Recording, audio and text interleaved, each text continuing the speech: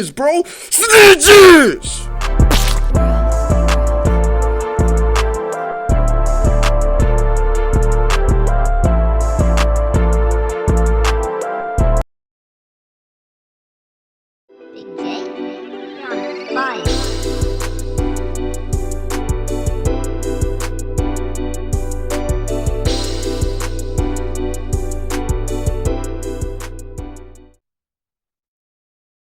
What's up, everybody? How you guys doing today? So today's video, guys, we're gonna be checking out the never-ending beef in Brum, Burger Bar versus Johnson. Now, this is a suggestion that I have been getting for quite some time, and I know you guys are excited for this one. I know you guys are, man, because you know, like I said, we're gonna be doing Ukdrill videos once in a while now, you know, because we've been doing it for so long now that it's like it's time to transition into other types of content and stuff, you know. But like I said, I'm gonna keep my word for it. We're still gonna do Ukdrill videos once in a while, so you can thank me later. But with that being said, if you guys have any other videos you want me to check out, let me know in the comment section below, and I'll do my best to get to them as soon as possible. But with that being said, if you're new to the channel, feel free to hit the subscribe button for me. We are on the road to 7K subscribers. I love you guys so much. And with that being said, let's dive right to this video.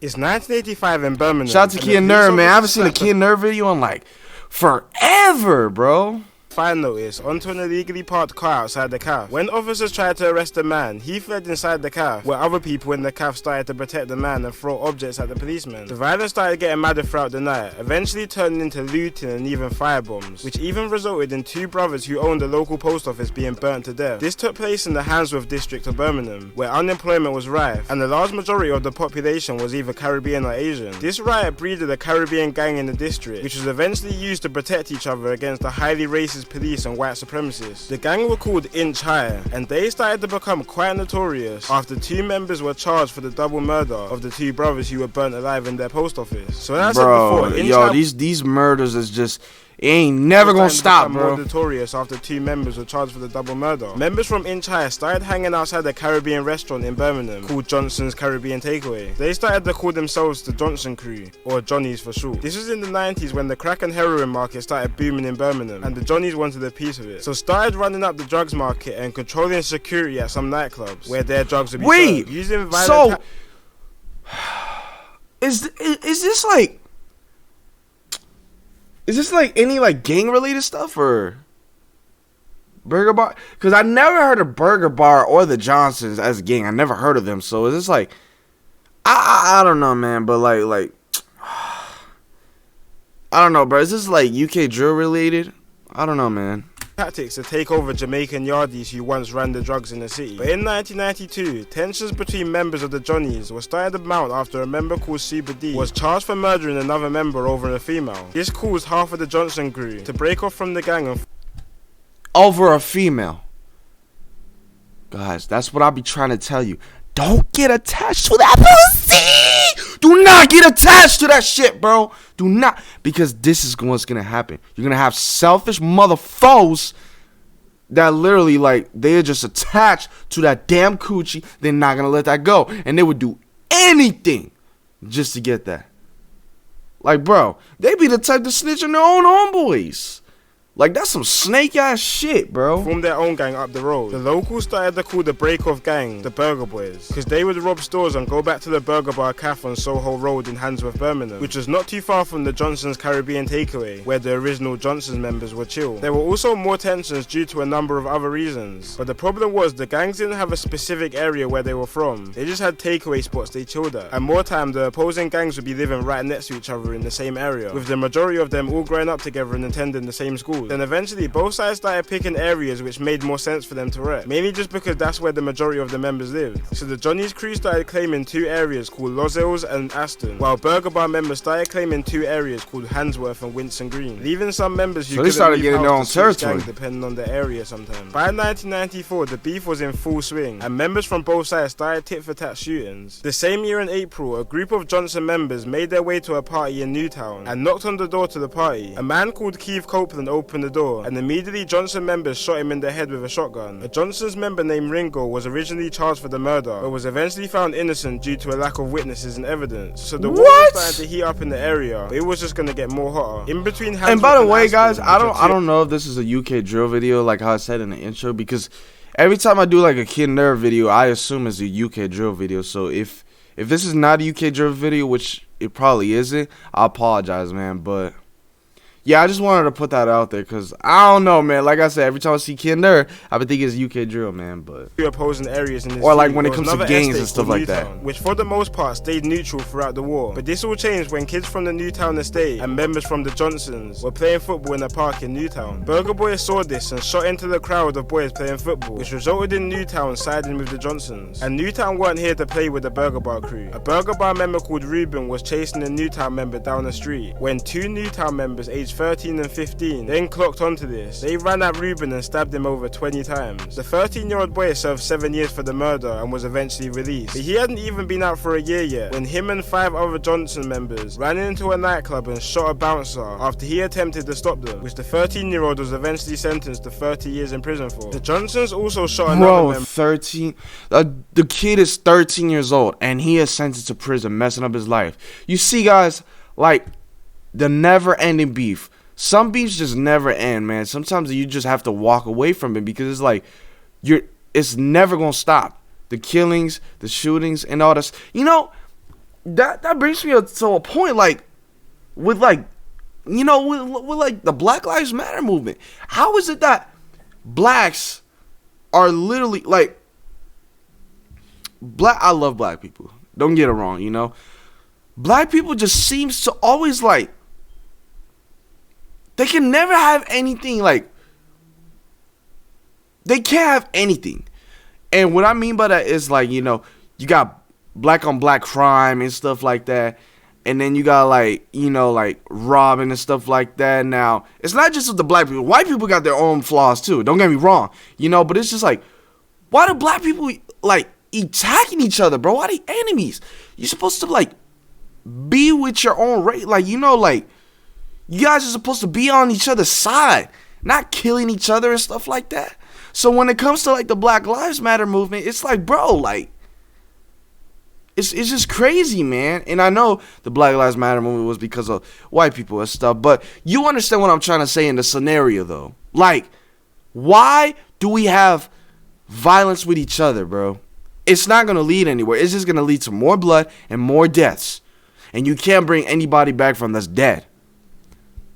So all of this, bro, this is the reason why I stay away from all this stuff, because it is pointless. It's not going to get you anywhere. And if anything, it's just going to take you to a low point in your life where you just don't even want to live no more. And I'm being completely honest, bro. When members surrounded his car and shot him in the head, point blank range, killing him. By 1998, the two gangs had single-handedly rose the gun crime rate in Birmingham by 500%, making Birmingham the gun crime capital of the UK. At one point, on a good day, there will be 1 shooting. On a bad day, there will be around 6, which is crazy. That's not even a good day. There should be 0. Why is on a bad day there are 6, and then on a good day is 1. That is, bro, that is horrible, bro.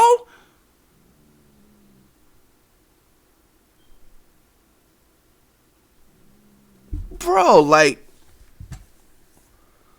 crazy for a it's country pointless, where guns guys. are illegal. Stay out of the way, man. Stay out of the damn Burger way. members ran into a Johnson member's apartment called Menace and literally grabbed him and threw him out the window of his 10th floor apartment. A Burger Bar member was heard bragging about it and was arrested, but charges were dropped due to no evidence. But the Burger Boys really wanted to show the Johnsons they mean business and ended 1999 with one of the most gruesome murders in this beef. It was New Year's Eve and a Johnsons member called Corey went into a party at Winston Green, which is the territory of his ops, which are the Burger Bar crew, but found no one. But next day there was another party in Handsworth, which is again part of the Burger Bar's territory. Corey entered the party armed with a bulletproof vest and a shotgun, like he's about to enter a warzone map. At the party, he bucked into some Burger Bar members who told him to come outside. The Burger Bar members waited for him outside the alley packed with guns, and Corey walked outside towards them and shot his shotgun for the first shot, shooting one member in the hip. Burger Bar members then massacred Corey in a rain of bullets, literally surrounding him, shooting him over 70 times altogether. Eventually, after he was shot so many times, a member even grabbed his own shotgun and began to start shooting Corey with it after he was dead. One of the men suspected of this murder was a Burger Bar member called Micah.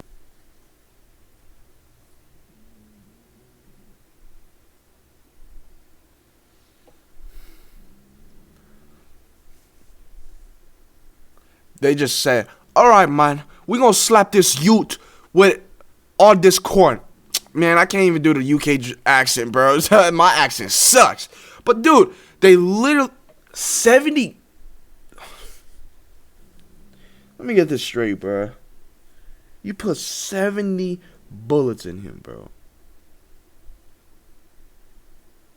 70 bullets.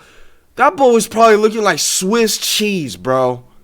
Are you 70? 70 on one body. Bro, he was actually shot himself a couple months after the murder of Corey. The police were working hard to try and get someone convicted for the massacre why do of people Corey, gotta be like these this, murders bro? and shootings were becoming more and more common, and no one was getting booked for them. Birmingham was starting to look like the Wild West. Police started begging witnesses to come through about the murder, and seeing that there was about 200 people at the party, police thought there would be enough witnesses for some people to try and go and testify against them. But the police underestimated the hold these two gangs had on the local population. Civilians were terrified of the two gangs, and snitching was one of the worst things you could get caught doing. Only one witness actually ended up testifying eventually, but all she said was that she saw one member with a gun earlier, but this wasn't enough to prosecute anyone. And again, there was another unsolved murder in the area. Then the 2000s hit, and younger factions of both gangs started to emerge from the estates, and the burger bar name was starting to fade away, and most of the youngers from the area started claiming a new name called RMD, or BT1 Bangers. Same thing with the Johnson's crew. Youngers from the area started to roll around naming themselves Slash instead, which breeded a new generation of this war, RMD and BT1 Bangers versus Slash. But for the purpose of the video and to make it easier to understand the division, I'm gonna keep the name to Johnson's and Burger Bar crew when referring to the two separate sides, because if not it can get quite confusing. And it didn't take long for the younger generation to follow suit of their elders. It was March 6th, 2000 outside the club in Birmingham called Fozzie's, and for once it seemed like a peaceful night. It hit the club 6 AM closing time, and people started leaving the club. One of these people being a young father called Christopher Clark, who was known to chill with a few people associated with the Johnson crew. Around 10 younger members from the Burger Bar crew spotted Christopher and started bottling him, but then one member brought out a shank which stabbed him twice in the chest, which reached through his heart and killed him, and then the killers ran away from the scene. Christopher was known to hate the Johnsons, especially because they used to bother his girlfriend. 4 out of the 10 members were eventually caught, one of these including a Burger Bar member called 13, who was named after his prison cell number. A Johnson's crew member actually managed to shoot 13 in the leg for revenge, but he survived. 2 days after this shooting, this is crazy, bro. Like, were arrested and charged for the murder, but all murder charges were eventually dropped and were lessened to a charge of violent disorder because the judges couldn't figure out who actually stabbed Christopher. See, this was about 12 years before joint enterprise was introduced, which is the law now where essentially you could be convicted for a crime your friend done if you have some type of involvement or role to play in it. For example, if you're beating somebody up and your friend ends up stabbing and killing them, you'll both be done for murder. So before this was introduced, it was hard for joint murders to be pinned on anyone, but the beef really started heating up after Burger Bar's boss, a man nicknamed Nozza, was shot while he parked up in his car on Johnson's crew territory. Nozza was then said to have planned a retaliation hit. A man linked to the Johnson's crew called Ashkai had just came out of prison and was back on the streets. He was posted up in his BMW on a nice sunny day when the Vauxhall car pulled up beside him. Inside I'm just like, I'm speechless, guys. Like, bro, there's so much like murder and like killings and stuff in this video. I'm like, bro, wait, for what? I still don't understand, bro. I still don't understand what is the purpose of this, bro? Like, the Vauxhall were 2 men with semi-automatic handgun, and more than 20 shots were fired at him, killing him in broad day on a residential street. Now, the police wanted to catch the killers badly, but there was no evidence. The only evidence they had was a strand of Nozza's hair found inside the Vauxhall car. The police found that enough to be evidence to put Nozza down for the murder, but eventually, years later, Nozza got his appeal and was released under insufficient evidence. He wasn't out for long though, after being found guilty of running the national gun smuggling ring, and was given a life sentence for the second time in his life. Now let's fast forward to 5 months time. Remember 13, one of the members who was sentenced for his part of the murder of Christopher Clark. He had just been paroled from prison after serving 2.5 years and moved to a nearby town called West Bromwich, and was trying to turn his life around and leave the gang life behind him. But as we know, the gang life doesn't work like that. When you're in, you're locked in for life. So 13, thinking he's starting a new life in the new town, started to hand out leaflets for a new promotional company he was trying to run. One of these leaflets going to 2 girls who had boyfriends of affiliates of the Johnson's crew. Real quick, one one of the girls called their boyfriends and gave the drop on 13, and 2 members pulled up to the drop in a stolen BMW and fired 9 shots into 13, leaving him dead on the scene, which left both of the girls who set him up and the boys who killed him with life sentences. Then New Year. Man, them girls are snitches, bro. Snitches, bro. Oh man, they had no, bro. Those females had no business. I understand your boyfriend has op with that, like he has beef with that dude. Leave it alone. Why you want to like cause some controversy? Why you want to cause some problems? Saying, bro, I just saw one of you. Like, okay, for example, I have a girlfriend, right? And let's say I hate somebody, right? And the person that I hate, my girlfriend sees him in the store. And like, let's say I'm at home or something while she's at the store, right? Then she sees the dude that I hate, but like the dude he's minding his own business. He's shopping or whatever, right? And she comes home, she's like, oh, guess what I just saw at the store? I just saw this dude that you hate. Like, bro, I understand I hate him, but do you also realize, like, I want to stay away from him? Like, I ain't trying to get next to this dude. There's a reason why I hate him. I don't want to be around him. I don't want nothing to do with it. This bit, like, for example, guys, there was a controversy I had with somebody in the past. I'm cool with the dude now. But I had beef with him, and, ooh, like, It was just the situation, it escalated and it got so bad. I didn't want nothing to do with him. I didn't want to hear his name. I didn't want to see him. I just want nothing to do with him. You know, you have some enemies like that. So for those girls to do that, man, and then the fact he was trying to turn his life around, I know he probably made a mistake getting in the game, but you get out because, you know, you wasn't thinking of the decision he was making at first, but then later on you realize, like, damn, why I made this decision, bro? This is stupid. I just want something better for myself. And when you want something better for yourself, this is what you get. This is the outcome that you get. That is so sad, man. That is so sad, bro. Year's hit, and the Johnsons were throwing a New Year's party. The party started at a nightclub where Johnson's members were said to be mocking 13's death, which was somehow relayed onto Burger Bar members. The after party was in a cramped hair salon, which had over 150 people partying in there. Burger Bar got the drop quick and rid there in a red Mondeo with a Mac 10 and a couple handguns. While a group of Johnson members were outside with a bunch of girls, Burger Bar set fire onto the crowd, leaving 47 rounds on the scene. 6 people were shot, including 4 females and 2 males. One member even hopping out the car to get closer to shoot at certain individuals. 2 of these female shots included 2 cousins, Charlene Ellis and Letisa Charlene's. A man called Nathan was the brother of Charlene, and he rang up his half-brother immediately called Marcus after the shooting, because Marcus was a member of the Burger Bars. Once Nathan told Marcus about the shooting, Marcus simply asked if they were dead. Nathan then checked and confirmed while crying that they're both dead. Marcus put down the phone and went on the run, realizing he had just took part of the murder of his own half-sister. 5 members were found guilty for the double murder, with one member nicknamed Dredd eventually acquitted for the trial. But a couple days after Dredd was bailed, he was shot 9 times in his head, back and neck by Johnson members but survived. Dredd was actually on another 2 murder charges after this, but both also got dropped before he was Wait, no, Kid Nerd. Did you just say he survived? Days after Dredd was bailed, he was shot 9 times in his head, back and neck by Johnson members but survived. Dredd was actually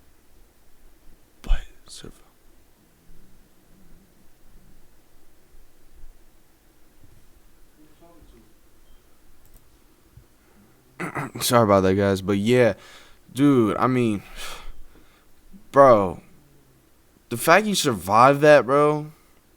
on another 2 murder charges after this, but both also got dropped before he was eventually convicted and sentenced for his 4th murder charge in 2015 in an internal situation. So at this point there were countless tit-for-tat shootings and murders, which I could talk about for hours. But let's fast forward to 2004 when the Johnson's crew started to hit the booth under their new name Slash. These were in the Channel U days, which was a channel back in the day that used to broadcast all the new UK rap and grime tunes. It was pretty much the Link Up TV and GRM Daily before YouTube came out, and Slash started to get some serious traction on the channel, even collabing with the American group Dipset, which is something impressive to do back then to get recognition and even jump on the track with an American. The group started to rise some controversy as well though, when the member was shot dead in the middle of a music video for a track called Hardball after an internal dispute. And after Burger Bar members started making diss tracks back to the Slash crew, it was starting to become clear from the outside that Slash wasn't any normal music group. While this was all happening, there was more issues brewing up in the town. A 14-year-old black girl was caught stealing in the Asian hair shop and was supposedly supposedly dragged to the back of the shop and sexually assaulted by several Asian men. This took place in Newtown, which was an area affiliated with the Johnsons. So they rioted, burnt down and smashed up Asian shops around the town, which caused massive brawls between black and Asian people, resulting in one black guy called Isaiah Young Sam being stabbed to death by several Asians. In one day of rioting, there was one murder, countless shootings and 35 people seriously wounded. The riots ended up lasting another 2 days, when Newtown gangs were starting to shoot at Asian gangs in an attempt to get revenge for Isaiah. In one occasion, armed police were searching for a gang that was spotted shooting at a group of Asians. The group ran off while helicopters were searching for them. While running, an 18-year-old called Aaron accidentally pushed over his friend called Dwayne while they were scattering away from police. The fall ended up with Dwayne accidentally discharging his handgun, shooting his friend Aaron in the head, killing him instantly. This ignited a whole different feud in the area between Johnson's gangs, which were predominantly Caribbean, against Asian gangs. But for a bit of time, it was mainly just tensions between the both races and some rare little spouts of violence.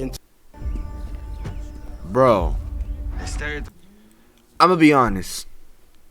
The girl's wrong for stealing, yes, but at the same time too, the Asians can't handle the situation like that, man. Like, that's because of the way they handle the situation. Now, you know, like, black people's gonna come at them, and it's like you can't really do that. You can punish them, but try to do it in a more smarter way, you know, in a more clever way. Not that way, because that way, yes, it's bad, bro. It's bad. When 2 black gang members from Newtown stabbed 2 Asian gang members. This was the same day of a man called Blanks' 20th birthday, who was also a Johnson's affiliate gang member. And without Blanks having any prior knowledge of the previous attack one of his members done on an Asian that day, he was shot in the chest and killed on his birthday. This murder was followed up by countless shootings, with 2 Asian men even being shot in the face 3 days later. And later on in the month, a well-known Asian gang leader was shot to death inside his shop when 2 men walked into his shop and shot him twice in the head with a shotgun. Now let's fast forward to one of the biggest moments in years, summer of 2011, when a man called Mark. You can't even identify that face no more, because you know a shotgun. It's like the bullet it spreads. You know, the bullet, it's like it goes up into pieces. I forgot what that's called. I think it's called burst. I believe that's what it's called. Or sharper nails or something like that. But you know what I'm talking about, though, guys. Dude. No, his face is gone, bro. I don't know if you even gonna identify his face. No, his face is done. Done. Gonzo. Gone. Duggan was shot and killed by police in London. The whole country rioted. And if you was around these times, you would know the whole country was in anarchy, including Birmingham. In one occasion, a group of men lured police towards a pub after firebombing it, and then began shooting at the police once they arrived, which 6 men were sentenced for 12 to 30-year stretches for. And quite a lot of older members got sentences for their roles they played in the riots, which made it quite a weird time once the riots were done, and made the older gangs, which were Johnson and Burger Bar affiliated, more relevant. And around these times, the new generation was starting to grow up. They didn't have much ties towards the old feuds that were going on. Starting a new feud, with members from the Handsworth, Winston Green and Hockside calling themselves AR or Armed Response, and members from Newtown calling themselves GMG or Get Money Gang. By the mid-2010s, both gangs had brought gun violence back to Birmingham, with over 20 reported shootings between both of them within a fortnight. And not too long after the big spout of shooting, a song dropped on YouTube called M to the N from a member of the AR side called Lynch, referencing— Wait a minute, didn't I react to this song? I reacted to this song, right? Like when a 16-year-old got shot in the back at a barbecue. When police found this video, they started investigating Lynch heavily, especially after a bullet was found under his car after the shooting was linked to it. You know, taking back to what I said about the UK drill, I will still consider this a UK drill video, because look what all transpired into Lynch, like how it became Lynch because of all this.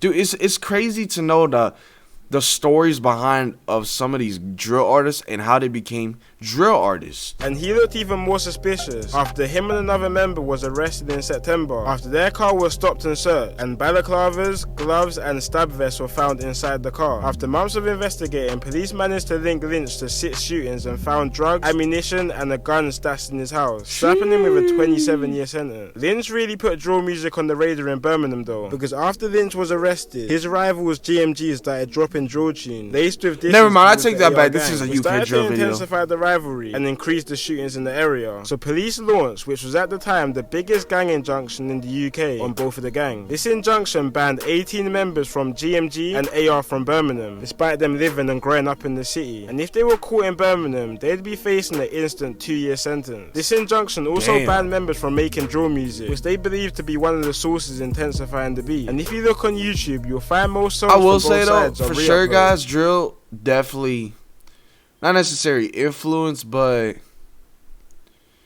it basically amplified more violence. You know, it amplified it. More violence with the guns and the knives and all that stuff. Because the originals got removed from YouTube as part of the injunction. But this gang injunction wasn't stopping anything on the streets, so the police started getting more hands-on, sending out undercover officers to survey areas of high gang activity. In one occasion, undies were patrolling the block of the AR gang when 2 members from the AR gang fired 2 shots into the undies car, thinking it was the rival gang GMG lurking on their block. Which makes sense why they thought that, because the beef in the area was as tense as ever. Not too long after this situation, GMG members were out looking for AR members in Winston Green. They were in a Ford Cougar, packed with members, and started shooting at a group outside the takeaway they thought were AR members. They didn't end up hitting anyone, so they were out looking for more members, when they found an AR member called K Rizzy's Mercedes parked outside his dad's house. So the GMG members let out fire onto his car, hitting K Rizzy's innocent passenger who was sitting inside the car. See, K Rizzy wasn't even in the car at the time. He was inside his dad's house, while his friend was sitting outside his. So when he came back and heard the news of his friend getting shot, he lost his head. The next day, K Rizzy and another AR member called Dazar were looking for revenge on GMG's block with a Mac 11. They found father of 4 Skelly outside a set of shops and let fire into him, killing him instantly, and both were eventually sentenced to life for this murder. Then the new wave of drill came to Birmingham, which was mainly led by a gang in Newtown called Nine Boys, who are linked with GMG. One artist which you might have heard of is called Trills. He blew up after getting 3.5 million I've heard of Trills before, yeah.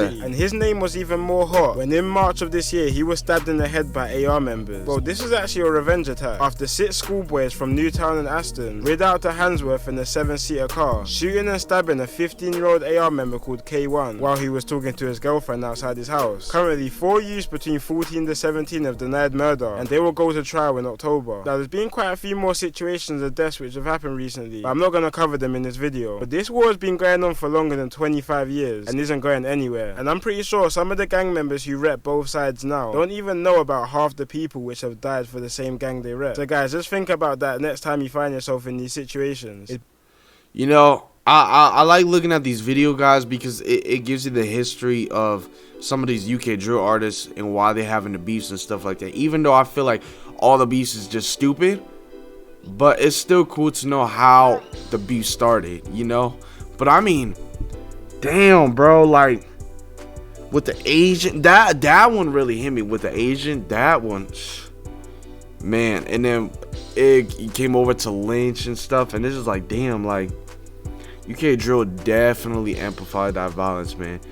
And who knows, man? I'm curious to see where UK drill is gonna be in 5 years from now. We're gonna see though, guys. But yeah, hope you guys enjoyed this video. If you reached the end, thank you guys so much. And with that being said, it's your boy Flamo. Love you guys so much. Tune in to the next video, and I'll see you guys in the next one.